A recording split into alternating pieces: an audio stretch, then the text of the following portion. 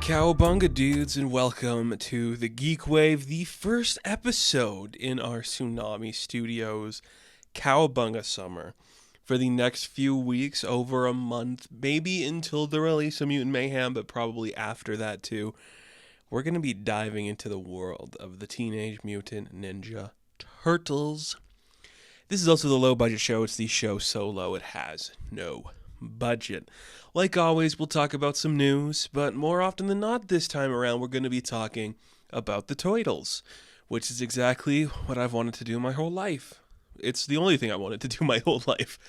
If you were to take me as a 5-year-old boy watching the 2003 series and just say that's going to become your identity, I would honestly believe you, because I don't think a franchise has inspired who I am more so than this one.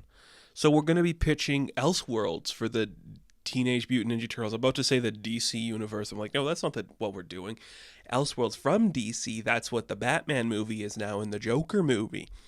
But we're going to be talking Elseworlds of the TMNT, some ideas I have for other stories within that character and that world, and we'll have fun with it. But we do have some news to talk about. The unfortunate thing is, there's not a bunch of good news to talk about. Maybe one thing, and then some studios making bad decisions, which is pretty much standard for the course right now, a studio doing something that the audience doesn't like. First off, we have to talk about this.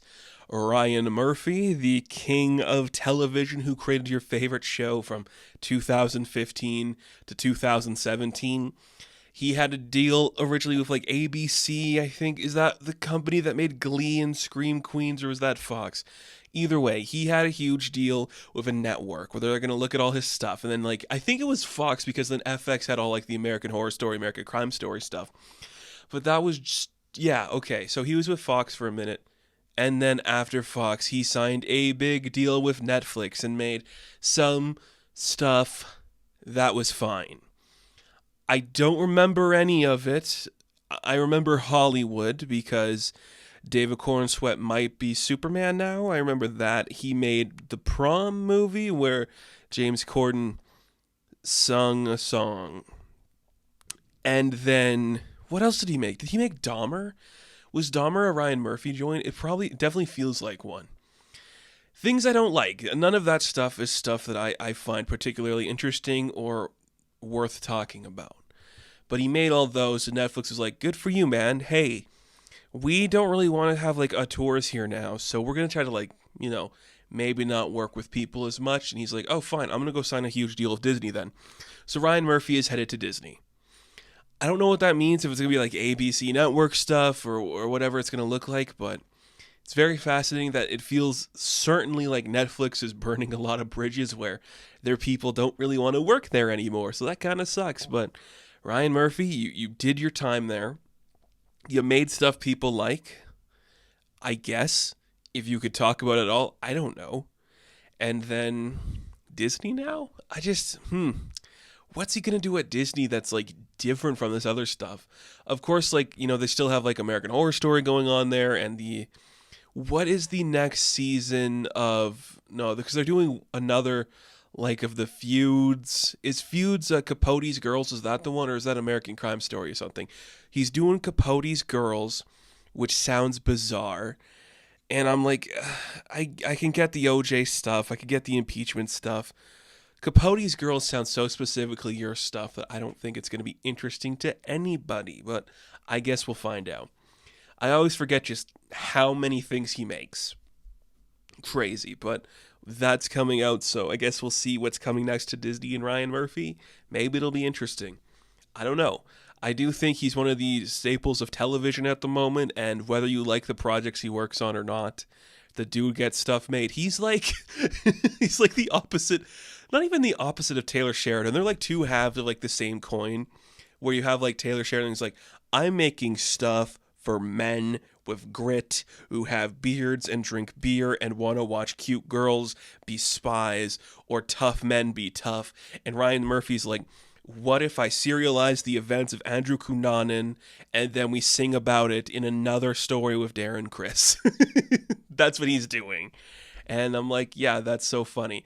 It's kind of like that meme You know, like the meme of like those two girls in the car, and one of them's like all dark and has like the dark makeup, and the one's got like rainbow hair and she's smiling. It's kind of like them. That's really fun. That's cool. So cool, man. More stuff to watch from Murphy, I guess. Some other stuff I want to talk about. Unfortunately, we have to just bring up the shit show that is David Zaslav's tenure at Warner Brothers Discovery. A lot of stuff has kind of happened. Certain reports have come out over like the direction of the company. They are selling off a bunch of like their music licenses, so a bunch of classic songs they're just chucking in the bin, including As Time Goes By from Casablanca, which upsets me more than any of them because I'm like, dude, you're killing me here. Don't do this to me. I hate you. I hate you. You're a terrible boss of this company. It's like you hate movies. And then they made the announcement like, we're partnering with like an AI company, so we're going to use like an AI to figure out what audiences like. You know, that thing that works every time. Not only did they make a movie about why that's a bad idea called Space Jam: A New Legacy, but there was like an article of a while back from, oh, was it Bob Iger? Was it Bob Iger? One of the CEOs of Disney. I'm pretty sure it's Iger. He was like, there's something wrong with listening to what people want because then you don't get the things that can be special. And he cited things like, we had like these people doing statistics and what the audience was wanting, and none of those things included Black Panther, included Coco, included these different types of stories we haven't seen before, and then lo and behold, those become some of the biggest shows and biggest movies at Disney. So Warner Brothers trying to do that sounds terrible, where it's like, okay, so if we type in boop-de-boop, Christopher Nolan plus dark brooding plus, Fincher-esque equals this type of shit, this sounds awful. We're all going to die. This industry's falling apart. SAG should strike. Oh, man, I hate that. And the other day, too, they kind of had like a huge shakeup with Turner Classic Movies. You all know I'm a big supporter of TCM. I love that channel. I love that service. It's how you can see a lot of films. Old films that have been lost through time and time again. They show you classics that are curated specifically for their service. And it's an important platform for preserving film history. They laid off about like 50 people or 70 people the other day. Huge shakeups are coming. Mankiewicz said, like, we're not going anywhere. Things are going to be the same pretty much. But when you fire that many people for a small service in a small studio like that, there's going to be noticeable differences. It definitely feels like Zaslav does not care about film history, and he's just killing every chance there to be something special. I mean this in the nicest way possible. I think Warner Brothers is dead in the water. Like, I don't know how they can bounce back from some of the choices that have been made recently. I don't know how a company owes that much money and is just struggling to stay afloat. How do you lose that much money? Like billions upon billions upon billions of dollars. I don't understand any of this. I think it all sucks. And I think they can't salvage this. I don't know what they can do. Because there was like the report that Paul Thomas Anderson and Spielberg and Scorsese showed up to like talk to Zaslav about TCM. If you were to find another network to do TCM, I'd feel better. But it's scary to see this is what's happening. Like, they're losing music. They're losing people for their film preservation channel. They're done. I don't know what's next for Warner Brothers, but it's nothing good.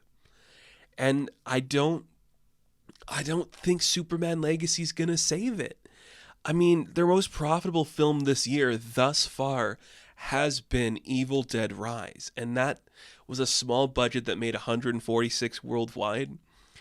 I don't know if they're going to be, in the clear this year anywhere else. Like, Flash is bombing. Blue Beetle's probably not going to make a lot. I think Barbie might be like their best bet for like a viable future, but this is all dangerous and scary, so I don't think it's going to work.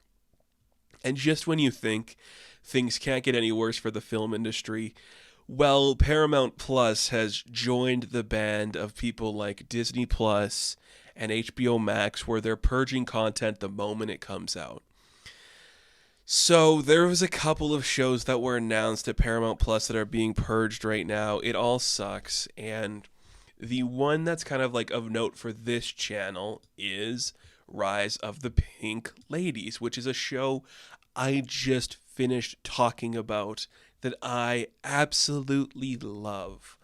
I absolutely love it. I think it's a strong, fun show that's so interesting. And it's kind of scary that it's getting axed. And on that note, too, so is the show Star Trek Prodigy. So you're telling me Paramount made it their fucking business to be the place for Trek, and they're canceling the child-friendly show. That sucks. And they're purging it from the platform so that and Rise of the Pink Ladies and Queen of the Universe and The Game are all being taken off the streaming service for tax write-offs. And I'm tired. I can't keep doing this. I think what's the most concerning about this, and it kind of goes into the thing we were talking about with like the AI, which is just a lot of the stuff that we see Paramount canceling at the moment is stuff with different types of people involved. So how I just said Bob Iger was like, we wouldn't have things like Coco or Black Panther if we listened to that. Two of the things that Paramount just purged and killed and took off their platform, I believe these are off their platform at the moment. Grease, Rise of the Pink Ladies is a show that features a prominently gay character as one of the main pink ladies. And Queen of the Universe is part of like RuPaul's stuff. And you have a bunch of queer people involved in the hosting duties. And you're telling me that we're going to kill two shows that have queer leads and just take them off of the platform? That sucks, but hey, Taylor Sheridan can make another one of his things. I think that shows you a couple of things when it comes to Paramount. They thought they were going to be the home for the big IP stuff. And I think they still want that with what they're doing with Transformers and G.I. Joe and Taylor Sheridan, but their network is primarily older viewers trying to watch Yellowstone. I think that's apparent now. And it's people with nostalgia for like Sonic and Star Trek and things, trying these other things with characters and actors and talents of different sexual orientation. I guess we've learned that the audience on Paramount isn't that diverse. And that's kind of worrisome, because instead of like doubling down on trying to be more diverse, they have destroyed their chances of getting more diverse creators on the platform. But thank God we're getting that new show from Taylor Sheridan, the one of Zoe Saldana, that is indistinguishable from the other things. Fuck this, man. I'm tired. Like, I want so desperately to like support this industry, and I always tell people like streaming services were the future, but they're killing the industry. They're crushing any chance of this. This is why the WGA is striking, by the way, because they can just do this and nobody's going to get paid for it ever again. Do you know how much it sucks to put like your heart and soul into a thing and have it end, and then a month later it's gone from the history books? It's 2023. There is no excuse for lost media. We should not be living in that time. But here we are. Everything is brutal. This industry sucks. I hate it here. I can't. I can't with some of this stuff. Like, how does that happen? We just had Rise of the Pink Ladies, and it shouldn't be doing this. Crazy. It actually sucks, and I'm done. I don't know anymore. I don't know. Is this industry worth saving is what we should be asking ourselves. Probably not. Probably not. But let's take a break and talk about something more positive. We're kicking off Cowabunga Summer, and we're going to be doing some Elseworlds stuff.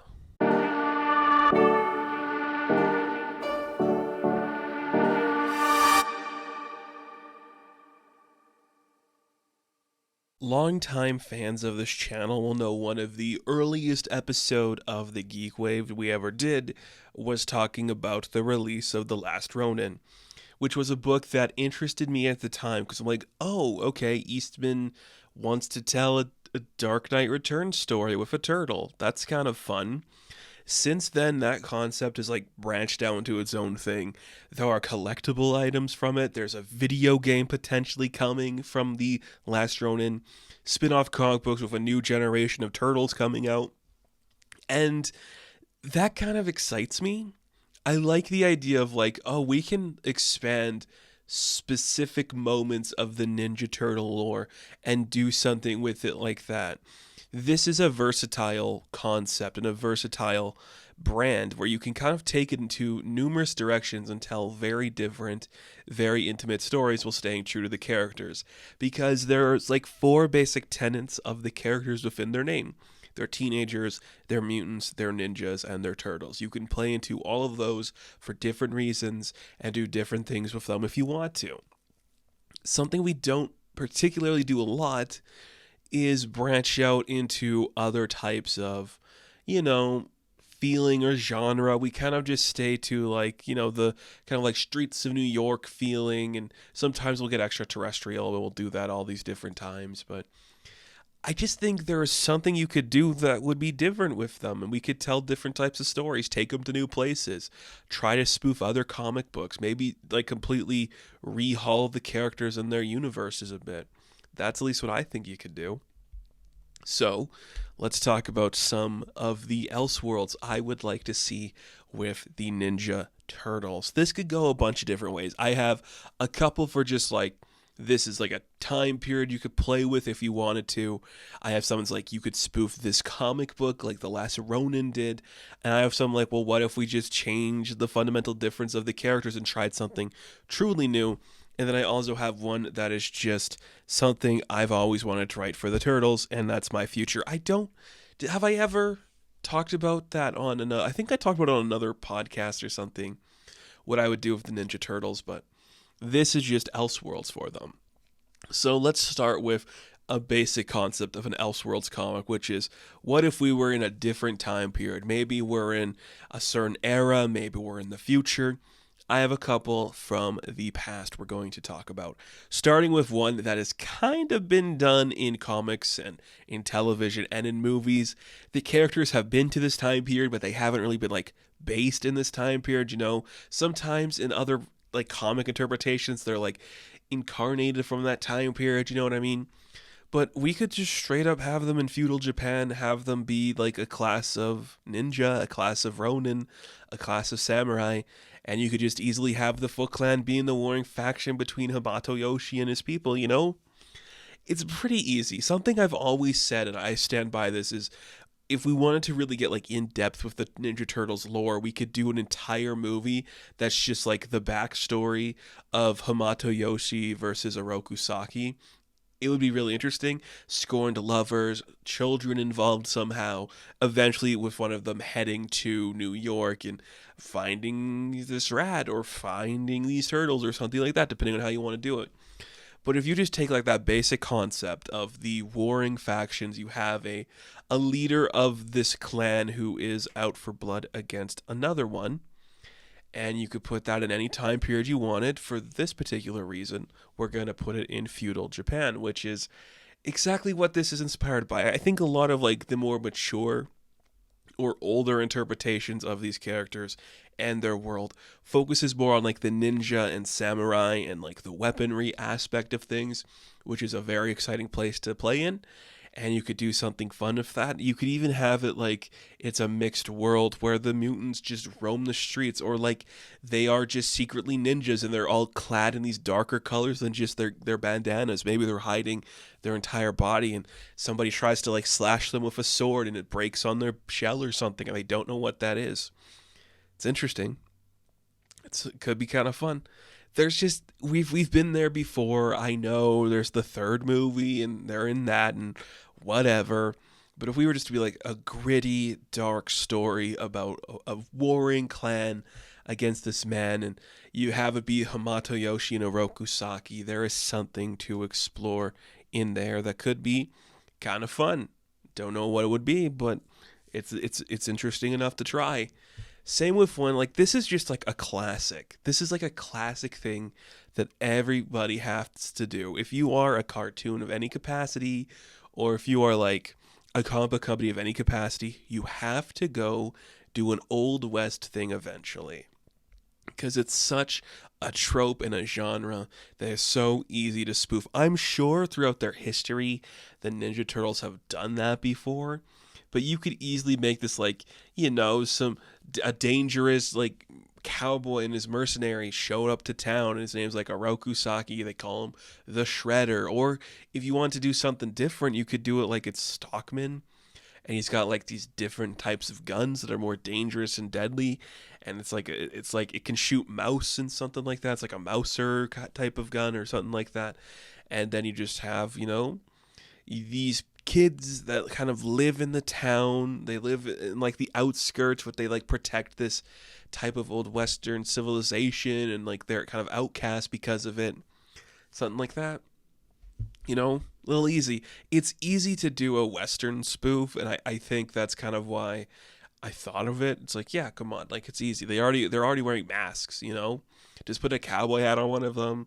It works, Donnie could make a sick wagon or something. It's pretty simple, and I'd like to see it. I would write it if IDW is like, yeah, do one of these. I'd do them all for sure, but do that one. It's cool. And on that note, too, I think something that works really well, and it kind of goes into like two separate things I want to talk about. The first one is another place that we've spoofed a lot before, and it comes straight from an Elseworlds comic that I really like, is like the Victorian era. That works well because you can get into like the nitty and the gritty and the dark and the dirty with all that kind of stuff, and you can explore these different themes. And if you wanted to do like, this is like the idea I had for it. If you wanted to do like, it's like a Jack the Ripper sort of story. Like there's this guy who lures young women into like this place, and they're devoured by rats, and you could have like a Jack the Ripper-esque character as the Rat King. And then suddenly, like with the Industrial Revolution, like perhaps like there is this new company that moves in called like TCRI to this new city, and they're developing all this stuff, and they're like using this technology that nobody really understands, and it leaks ooze somewhere, and these turtles who are like just like from this one, I would have it like it's Hamato Yoshi is like a person, and he has these turtles, and maybe he comes to this like new land after like fleeing Japan after like a warring thing happened with the Foot Clan, and he finds these turtles and he adopts them, and he's working at this factory or something, and then boom, ooze on him and a rat, and they merge, and then boom, everything happens that way, and now he is vulnerable to what's happening with the Rat King problem. And you could even do it as like April is like investigating it for something. Maybe she's doing it for like the newspaper at the time, and nobody else is really trying to tell that story. Interesting stuff to explore. That similar note too, I was thinking like in the same vein as that, just kind of going like a couple of years later to like the 1920s, and I think there's something about that era that we could explore. Is that when Prohibition was? I don't really remember. I should have researched that more. But I think like if we were to do like the exact plot of the Ninja Turtles, like the exact plot of what they're doing, and just put it in like the 20s, like 100 years in the past, like this new type of city being formed, and these new sewer lines being made that are easier to explore, but it's a city that is growing in massively in massive population, and it's becoming something new and different, and suddenly there's this mystery afoot in it. It could be the Rat King thing as well. It could be maybe there's like crocodiles in the sewers, and people are starting to think there's something there. And you could do it as like this business tycoon from Japan named Oroku Saki shows up, and he starts infiltrating these businesses, and you could do that kind of thing. It's a very 80s idea of like, like the Japanese or like the Chinese person taking over the American industry, but you could do something like that. You could even do it as simple as like maybe Hamato Yoshi is fresh off the boat, and he's got his 4 sons, and they're like hiding in like the lower levels of like a ship fleeing another country, coming to this new land, and they can start off in New York too.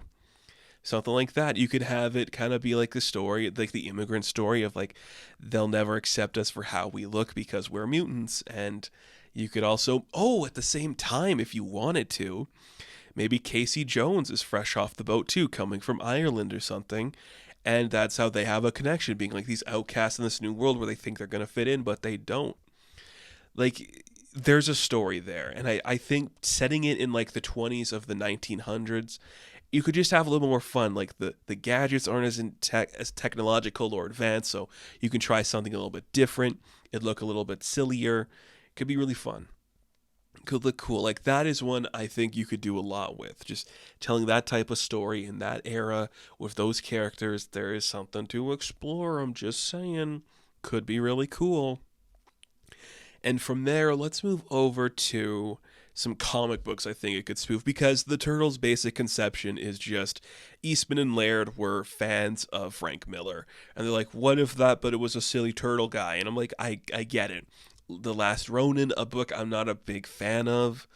It's just doing The Dark Knight Returns, which makes me go, what if we try to do the same thing, but with other stories from comic books and put the Turtles in them somewhere? So we kind of have like, Mikey's thing would be The Last Ronin, which is The Dark Knight Returns. Here's my one for like Leonardo. It would be doing a Kingdom Come story. It could be we are living in a world where mutants are accepted and they're just like liked by society, but they're also kind of dangerous and deadly. Kind of like making Leonardo like the Superman, and you could have like the next generation of whoever, like the kid of a kid of a kid being like the Magog parallel. And he has to come back and just be like, no, like we are ninjas, we are mutants, we like serve our people, we're not better than them. Just kind of like the idea of like acceptance in this place is what we could be, And it could be like in his generation, he was never accepted for being the mutant. And now that he's seeing the acceptance for mutants, there's also like that fear of who mutants are. And he wants to show them like, no, we are good. We stand for something. We could try that. And then you could just have like the other turtles fill the parallels of the other characters from Kingdom Come. Raphael would clearly fit into like the Shazam Captain Marvel route if you wanted to. Or he could even be the Batman route. That would make sense too. I could see that being the case. You could have one of them be deceased. It could be Donnie or Mikey. I do kind of like the idea that maybe in like this future, it's Donatello who's a little more hardened by this society and he's like the Batman role. Just kind of like this mechanical being who is defending things a different way, maybe with metalheads running around doing all these different stuff. That could be kind of exciting and do something different for the characters. I'd be interested, Could be kind of cool. Could be kind of silly and fun.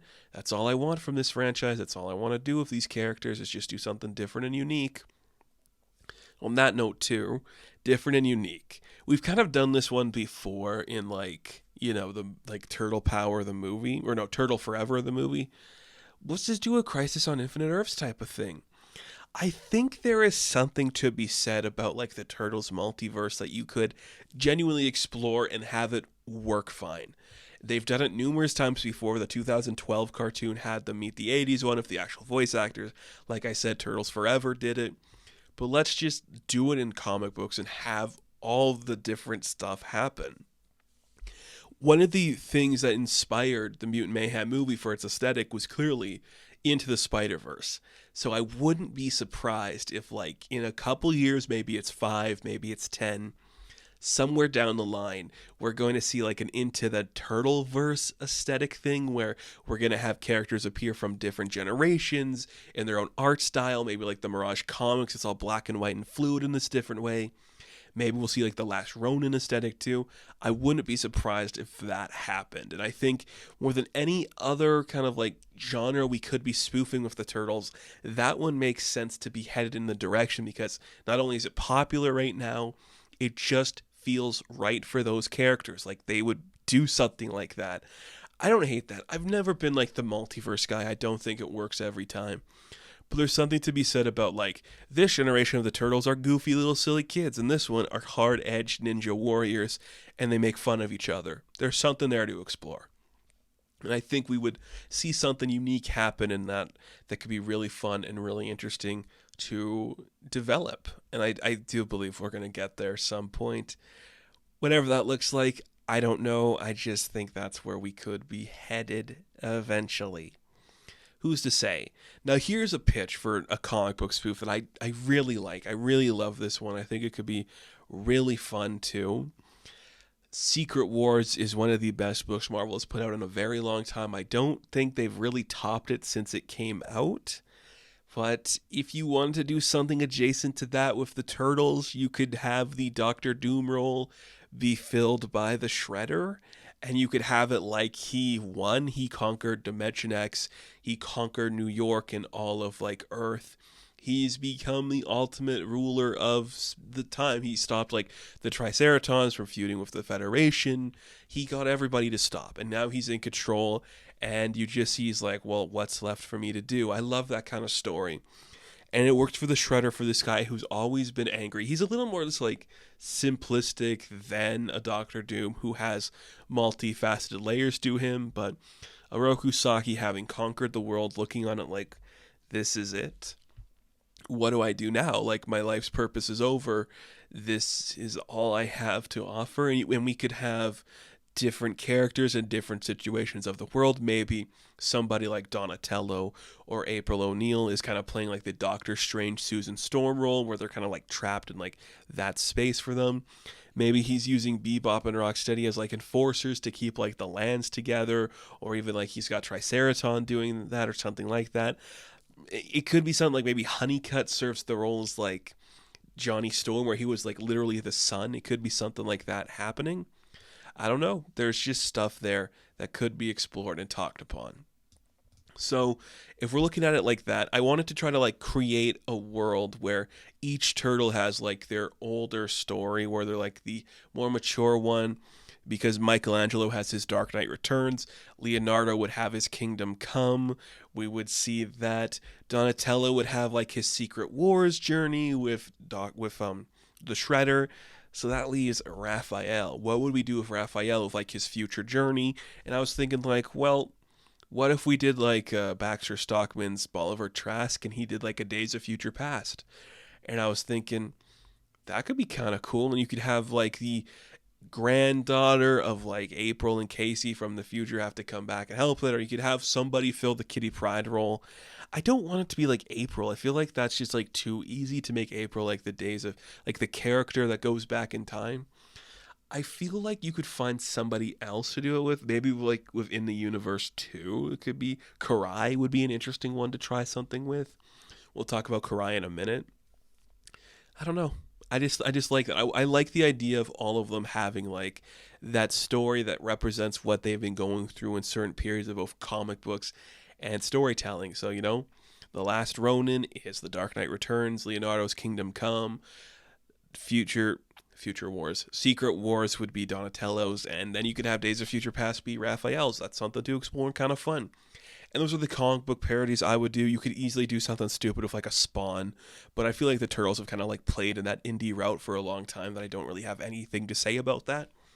So I have a couple just like, hey, these are like what ifs that we could do to try something different.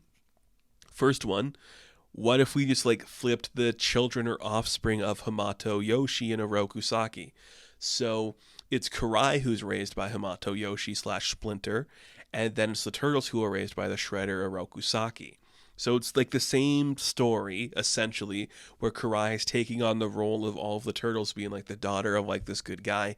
And the Shredder, instead of having a daughter, or like the Purple Dragons, or even Bebop and Rocksteady sometimes, or even just like the Foot Ninjas, he uses his sons, who are these mutated turtles, to fight them. You just have like the role reversal where they're the evil ones, she's the good one, and it could be kind of fun. It could open up new dynamics for her having a relationship with April O'Neil or Casey Jones. That type of thing could happen. It could be interesting. I just, there's something there to explore. I'm not sure what it is specifically, but having Karai take center stage would be really cool, because she definitely feels like an underutilized character in like some iterations. I'd love to see more from Karai. I think eventually we will see it, but that could just be a fun thing to do. Just we're doing some Elseworlds stuff. What if, Superman was evil? What if the Turtles were evil? You get it. You've read Injustice, It happens. And another one I was thinking, I was like, what if we just like didn't do the Guy Turtles? What if we just like redid kind of like how like like Spider-Man life story like goes through every single event in Turtles history or in Spider-Man's history. What if we did that for the Turtles, but instead of it being Leo, Donnie, Raph, and Mike, it was Jenica and Venus de Milo? You know, what if we just took the canonical female turtles that both have history in the universe and we did all of the key events of them? What if we did the original Mirage comic? What if we went to the Image comic stuff? What if we did the movies and the cartoons, but it was just the two of them having that connection? I think that would be freaking fun. And I like that. I have a soft spot for Venus de Milo as a concept. I know people don't like it, but I think it's silly and fun and really dumb and cool. And Jenica is another one where I'm like, yeah, that's something. It hasn't worked perfectly, but it has a point to make. So if you put Jenica on a team with Venus de Milo and the two of them were like the Turtles, and they do the entire history of the Turtles from their conception up to the modern day Mutant Mayhem stuff, and like it's like 10-issue miniseries, and each one's kind of like a different iteration of their history. That would be pretty exciting to see. And it could even end with them being like, hey, here we go. Now we are introducing like Raphael at like the time we'd introduce Jenica. That could be fun. I don't know. I just like that kind of silly stuff. Because I'm not going to say there should be a female turtle on the team. I think there's something to say about it being like a group of brothers who are teenagers trying to find their place in a world. But I'm always interested when they try something new like that.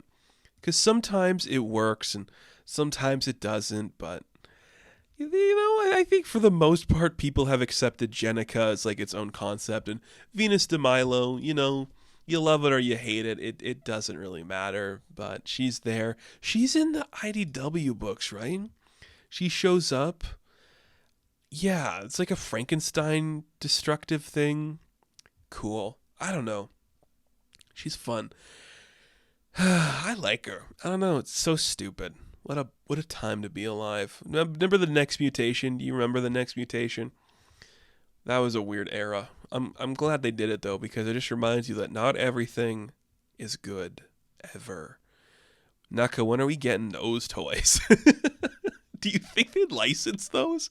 Do you think there's somebody at like a toy company who's just waiting for like the Next Mutation to be released so they can be like, we got this. We have this in the bag. It's time to release it. I think it's possible. I really do think it's possible. And finally, to end this episode, let's talk about the one idea I've had for the Ninja Turtles. If I were to do like my future book, it's an idea I had after I heard of The Last Ronin, and I was like, this is a little too dark for my liking. My Ninja Turtles are kind of dumb, kind of silly, and just exist in this bubble where everything happens all the time at once, and I like that. So the idea I had is it's the future, they are parental age, and it's a new type of world where mutants are accepted. There's like a huge event that happens in their past that it's like their final battle as teenagers. And what happens is like it's the final battle against Kang, and in that battle all the mutants team up with the Turtles to take down Kang and all of the evil characters that work with him. And it releases a bunch of ooze and mutagen into the streets of New York and across the world, turning Earth into this mutant paradise with humans and mutants mixing. And in that moment, the Turtles defeat Kang, and the Turtles defeat Krang, and they destroy him. They win the day, but it scars Donatello because he knows eventually where they send Krang to. They're going to have to come. He's going to have to come back. Like, they send him away to a dimension somewhere where he can't escape from, but it haunts Donatello thinking, he's going to appear in our lives again. I don't know when and where. And that drives him to have this thought in his, like this looming presence in his head, like something's going to happen. That's when they are like 17, 18 years old. Cut to 20 years later, they're all adults now.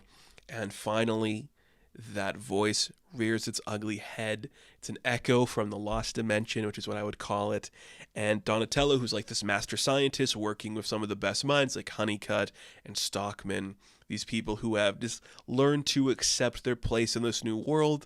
They find out that Krang is on his way back to Earth. And Donatello has this moment like, oh no, I have to get my brothers back together to fight this. We've all grown up. We have separate lives. Some of them have become full-fledged superheroes, like Michelangelo's the Turtle Titan. Some of them have taken the role of their father, being like this master sensei to a new generation of students, like Leonardo. And some of them just have a nice, quiet life, like Raphael. And suddenly, the thing that haunted them when they were Teenage Mutant Ninja Turtles is back to destroy their lives. And look, Donatello was my favorite turtle growing up. I like them all equally now, but I still always have that connection to him in a different way than others. And just having that type of story be like, yeah, the things that you did, it's kind of like that realistic thing, or just like that realism thing where if you went to therapy and described like you were a teenager fighting a ninja with blades on his wrist, they'd be like, you need serious help and I can't provide it. That's the kind of thing I'd like to see. And just that idea could be a really interesting thing to explore with a character like Donatello, who doesn't normally get that type of spotlight, but we could shine it here now and do something different. That's mine. Echoes of the Lost Dimension. That is still something, when they let me write Ninja Turtles, and they're going to eventually, it could be when I'm close to death, they're going to let me write these characters. I'm pitching that type of story. But I like it. Do you have pitches for the Elseworlds of the TMNT? I'm sure you do. I'm sure everyone's got like their... Wouldn't it be cool if they were like in the future and like maybe April's grandson was there and his name was like Cody Jones and he had like a robot butler? Oh wait, that's Flash Forward, which was insane. I liked it though. I grew up on that one. It was really fun. They had weird costumes. And like lightsaber weapons, which was like, what are we doing? Like, no, because he was more than just like the grandson, right? He's like the 10th generation Jones. I find it weird that like Casey and April's lineage is like that successful in the future, but we'll talk about all that when we do a retrospective on a certain era of cartoon. Until then, that is going to do it for this episode of the Cowabunga Summer GeekWave. Be sure to like and subscribe to the channel. As always, you can check me out on Instagram, TikTok, and Twitter. And hey, never pay full price for late pizza, dude. Have fun, stay safe, Cowabunga.